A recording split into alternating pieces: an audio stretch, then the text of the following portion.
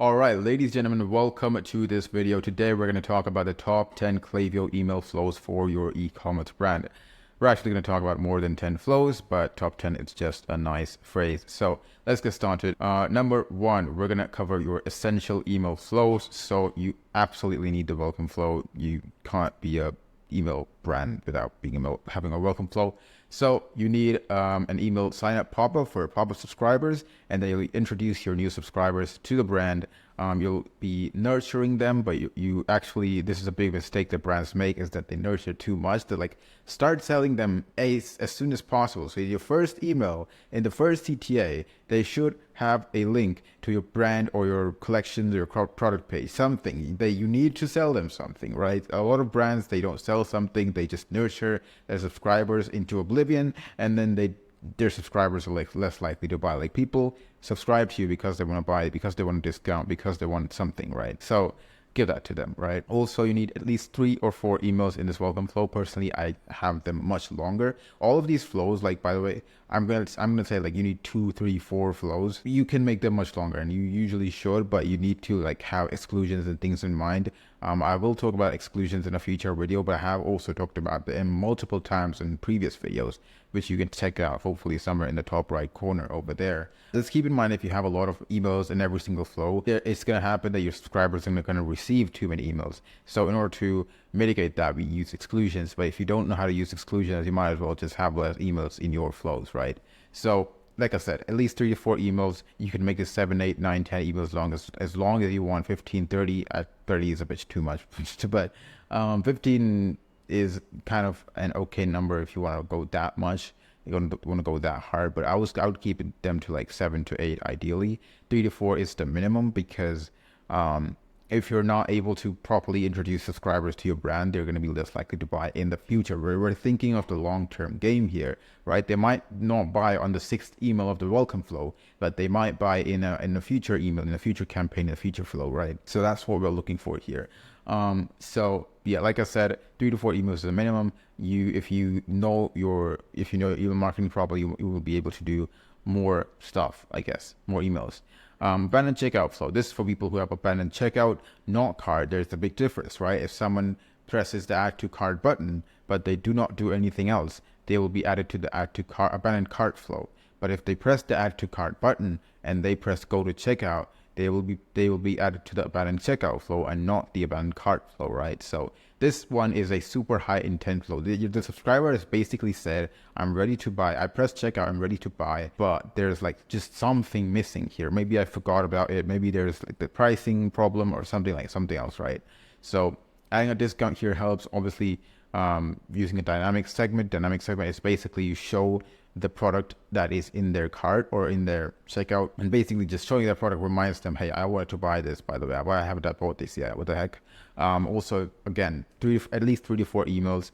Should be longer. I will mention that should be longer part not from now on, but it's implicit that the longer your flows are, to an extent, the more information you are able to relay to the customer. You definitely don't want to make them too long. You also don't want to make them too short. So that's why I have mentioned 3 to 4 emails as a minimum, right? Also, the way that you write these emails, by the way, I forgot to mention, is there's a very specific way, and I have mentioned this in a previous video about how to go about not only writing email copy for campaigns, but also I've made a video, I believe it was one of my first videos, where I talk about the basic email strategy and how to write flows very easily as long as you know your audience. So you can go and check out that video. It's going to be on the top right corner as well. I won't talk about it here because this is just about an overview of all of the flows that you can have for your e-commerce brand, right? So let's get back into it. So yeah, at least 3 to 4 emails. The abandoned cart flow. So this one is for people who have abandoned cart, not checkout.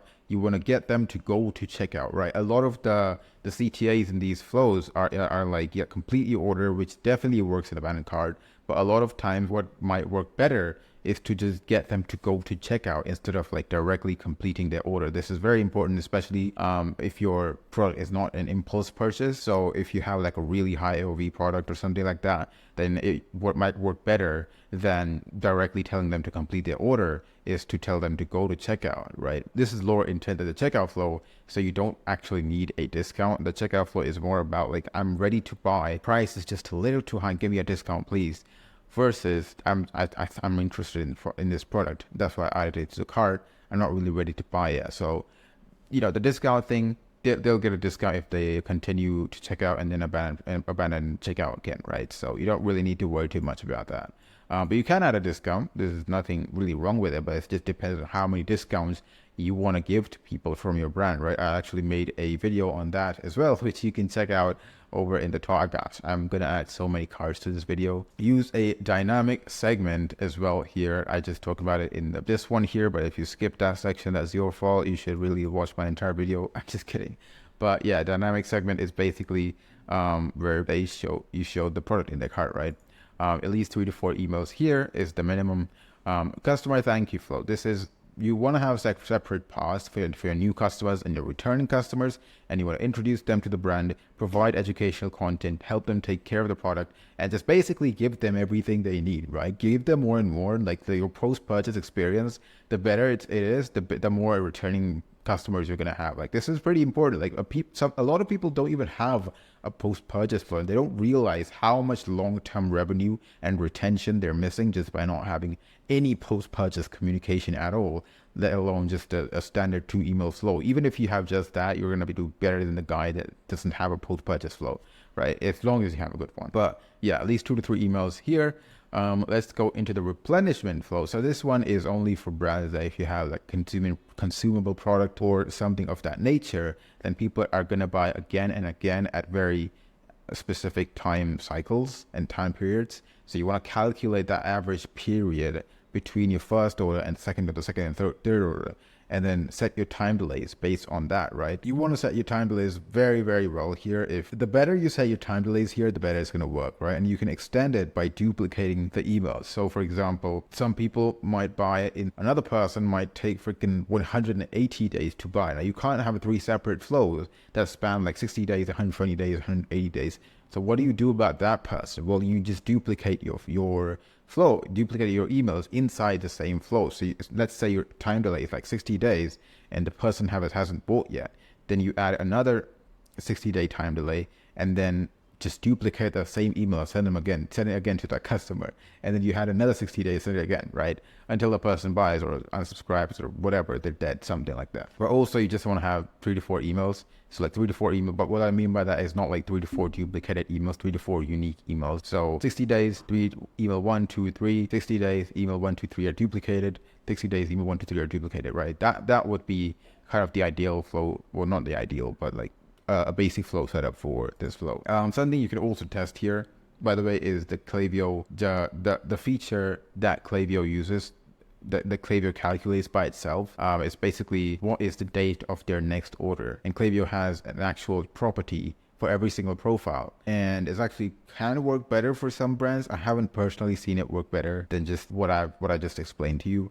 But you can definitely try it out. If you want to test it, A/B test it versus this kind of a manual delay setup, it's going to be a bit difficult. So I might just make a video on that. But yeah, it can work better or worse than this. So that's something you might want to test out, is the next order date feature. I'm going to leave a link to that down in the description below. So the back in stock flow is super important if you have a lot of SKUs and you have some SKUs that actually go out of stock very often. So for example, we have a brand where it's like every now and then a product is gonna go out of stock. So I just decided to refresh my entire browser window. But every now and then this products go out of stock, and so we need to have flows that kind of tell the brand's customer, hey, this product is in stock, and they work really, really, really well. If people really like the product that's coming in stock, like they work insanely well, dude. Like I can't even explain to you. But whenever your products come back in stock, they're gonna make a lot of money. So that's something you definitely want to keep in mind. It's like the back in stock flow. If you have like a lot of SKUs and they go out of stock often, you need to have this flow. You're losing money by not having the back in stock flow. The customer winback flow. This is for customers who have not purchased in a very long time. So this is an unusually long time. Like, you want to find out when your customers usually repurchase, so that there's going to be like multiple averages. Some customers will purchase in like 60 days, some will take 75 days, some will take 90 days, but there's going to be a point after which like the customer is extremely unlikely to make the purchase. Maybe it's like 100 days, like it's like 60, 75, 90, and on day 100, after that, it's like very few customers repurchase. that's when you want to send this flow and just be like, yo, why haven't you purchased yet? Or are you not interested in this anymore? Whatever, like be a bit, kind of like emotional blackmail type of thing. Not really, but you get the point. And then you want to have this flow at least 3 to 4 emails long, ideally a lot longer. And not just that, you want to extend it by duplicating the emails like I explained before with the replenishment flow. You want to have like 7 emails and then a large delay in the 7 emails. Or not even that, just honestly, like, just keep sending them emails. Because what's going to happen? Like, what is the worst thing that's going to happen? What, this customer is going to be annoyed with you because you sent like 15 emails over 100 days? No, they're not. Even if they unsubscribe, it's like, they unsubscribe because they don't want to buy anymore. So it's like, just keep sending them emails until they make a purchase. Like, it's not, it's not that bad, and it's going to make you more money. So just do things that make you more money, right? You just duplicate your emails over and over until this person gives you their money again, right? So this flow should have your biggest discount because retaining this customer is very, very important, right? So a lot of people, they will have like small discounts in the Winback flow, and I don't understand why, because this customer has purchased from you before. You spent money to buy this customer, and now they've purchased and they're going away now. You want to keep them, right? The easiest way to keep them is to lower your profit margin, but you can still like keep them, right? So just give them a discount, right? You get to keep them, and you at least get to make some sort of a profit off of them. So and then, if they have a good post-purchase experience this time, they might as well stay with your brand, right? So super important to have a big discount in this particular flow. Abandoned product flow. This is for when someone views a product. So this is a very low intent flow. They haven't even decided to add to cart. They haven't decided to go to checkout, whatever. They just decided to view the product. They're kind of interested in it, right? So you want to kind of explain the product. Now, if you have multiple products, this isn't even possible, but you can do like a separate conditional split for your best sellers, something like that. Or you can just write generalized copy for your products. Social proof, whatever. Just follow the practices that I outlined in that video that I talked about, where you learn how to make a flow. When someone views a product, low intent flow, and this flow should be at least 2 to 3 emails long, and adding a discount here can work if your strategy is to offer discounts regularly. So if you're one of those brands that are in one of those niches where it just doesn't work unless you keep offering discounts, then what you might want to do here is literally just set the flow, flow. Do not send this. Set the flow filter to like people who have not been in flow in the last 30 days, something a long enough time delay, and then just put a discount in the flow. So what's going to happen is every 30 days, every time someone visits your site, they're going to receive a discount. But if they visit your site like twice in 30 days, they're only going to receive the discount one time, right? So that's how you can kind of regulate how often your flow is sending discounts, but also send discounts regularly for people who are at least slightly interested in your products. And by the way, these flows, like the abandoned product flow, is not going to be sent to someone who viewed your product and added to cart. It's only for people who viewed a product but did not add to cart, did not go to checkout. So you don't need to worry about like your added to cart flow, the customers in the added to cart flow kind of getting a discount. This is only for people who are slightly interested but have not decided to add to cart. The abandoned site flow. So this flow is the lowest intent abandonment flow, and this is for people who have browsed the site but have not clicked on any products. Like I don't know what they're doing on the site, but they're doing something, right? So you might as well send them an email. And this flow is going to be shorter than most of the other flows because it's a very low intent flow. You don't need to have like a really long flow for people who are not really interested in buying, right? So the customer upsell flow is to get people to buy something else again. So let's say they bought a product, you want to cross-sell something to them, upsell something to them, whatever, you send them a customer upsell flow, right? You want to make sure the time delay is set perfectly, so you calculate how long a customer takes to make the second purchase. Send them an email at that time. Now, what's the difference between this flow and the replenishment flow? Well, the replenishment flow wants to make you buy the same thing again, and this is specifically for consumable products.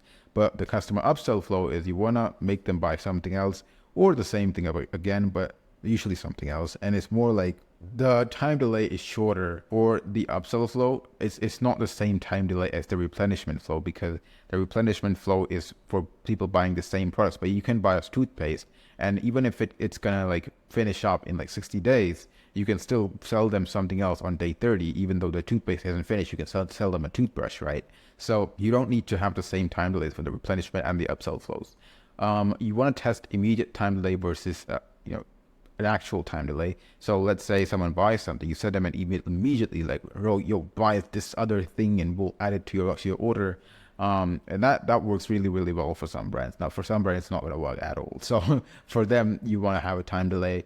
And personalized upsells are the best here. So if you're able to have apps, apps that integrate with Klaviyo and allow you to add personalized upsells in your emails, that would be amazing for this flow. And also you want to add at least 2 to 3 emails to this flow, and discounts are not required, but it will work if you want to add them. So review request flow. So this basically the request of review. In my opinion, Judge.me is the best review app. So usually with Judge.me, you would not be using Klaviyo. And honestly, with the review request, you can literally just use the default template in Judge and it will work. But also you want to keep the review email very simple. You don't want to use discounts usually. Sometimes, not discounts, I mean, you don't want to use designs usually. Sometimes the designed emails work, but usually with the review request, it's more like a heartfelt kind of email where it's like, man, thank you for buying our product, place a review please because it helps us out, whatever, right? And that works well. And you can promise a reward for the review. So basically be like, yo, get $10 off if you place a review, whatever. And also get $20 if get $20 instead if you post a photo review, right? So you can do stuff like that for photo reviews and video reviews. There are various apps. Pretty much every review app has that support. So you can test that out. But also there is the review reward flow, which is basically sending the reward to people who just posted a review. So you want to send this immediately, 0 time delays, and get them to bookmark or save the email if in your niche they're not likely to buy immediately. So let's say most of your customers don't buy after like 5-6 days of receiving the product, then you want them to bookmark or save the email so that they can use that discount in the future, right? Instead of you telling them to use it now, just tell them to save the email to use it in the future. Now, if their review was negative, what you want to do is offer the reward and express your sadness and like be like, yo, you can contact our customer service and like we'll solve your issue, we'll give you a refund, whatever. And then make the email at least make the flow at least 2 to 3 emails long, so that it's like, here's your reward, last chance to use your reward, right? You want at least some kind of urgency because you just gave them a discount. You want them to use the discount so that they can buy it. And this is a retention flow. It's not just about getting a review. It's more about retaining the customer, right? So extras. So these are the flows that very few brands have, and you don't even need to have these flows, but they're really nice to have. Okay. Well, some of them are really nice to have. Some of them are kind of overrated, in my opinion.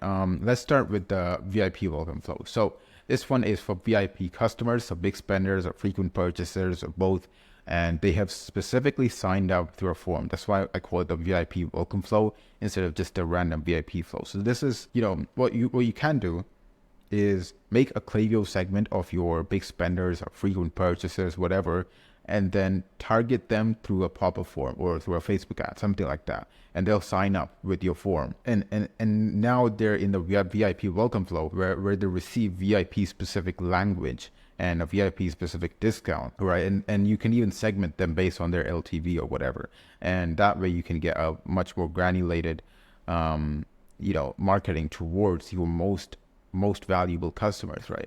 So the birthday or anniversary flow. So this is where you ask for people's birthdays after they purchase, or in your welcome flow, whatever. And once you have the birthday, by the way, don't ask for that birthday in the pop-up form. Honestly, it's like kind of useless.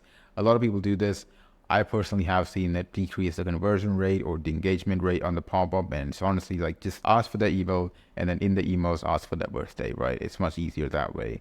And then send them an email on their birthday and then you'll profit, right? It's pretty easy, pretty simple. You send them a discount on their birthday, something like that, and be like, yo, reward yourself, right? You deserve the luxury of whatever. Re-engagement flow. So this is for people who have not opened your emails in a very long time. So you want to use a subject line that is 100%, like, this is going to have a high open rate, because you want these people to at least open one email to let us know that they're alive, right?